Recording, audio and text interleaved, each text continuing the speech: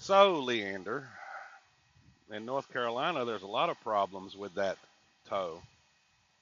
It is illegal in North Carolina for a tow truck company to hook up to and threaten to tow an occupied commercial motor vehicle when the driver is legally parked and in their federally mandated sleeper berth rest period, and to demand payment or release of the vehicle.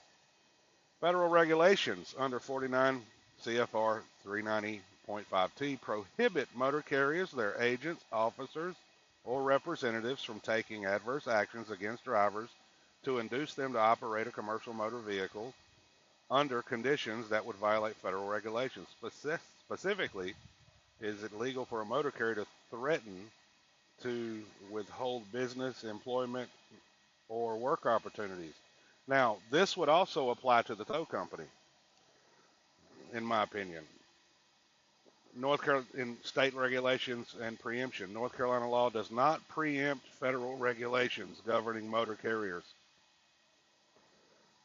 Unfair and deceptive trade practices under North Carolina law, actions that are unethical or unscrupulous and have a tendency to deceive can be considered unfair and deceptive trade practices. See, municipal authority to regulate towing. Mun- Municipalities in North Carolina have the authority to regulate non-consensual towing from private lots.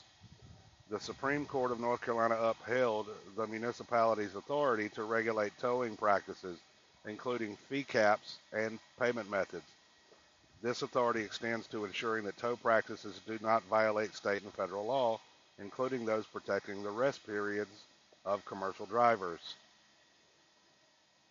In Bottoms Towing and Recovery LLC versus Circle of Seven LLC, the Court of Appeals of North Carolina addressed issues relating to the validity and the amount of towing company liens. The court emphasized the importance of proper authorization and compliance with statutory requirements. So, in summary, it is illegal for a tow truck company in North Carolina to hook up to and threaten to tow an occupied commercial motor vehicle when the driver is legally parked and in their federally mandated sleeper berth rest period, and to demand payment for release of the vehicle. Such actions violate federal regulations protecting drivers' rest periods and could be considered unfair and deceptive trade practices under state law. Municipalities also have the authority to regulate tow. Right now, here's the other thing. I know that when you're parked outside a receiver, you have a justifiable reason to be there, waiting for them to open. So now what this company did that you're talking about could be considered extortion, because why?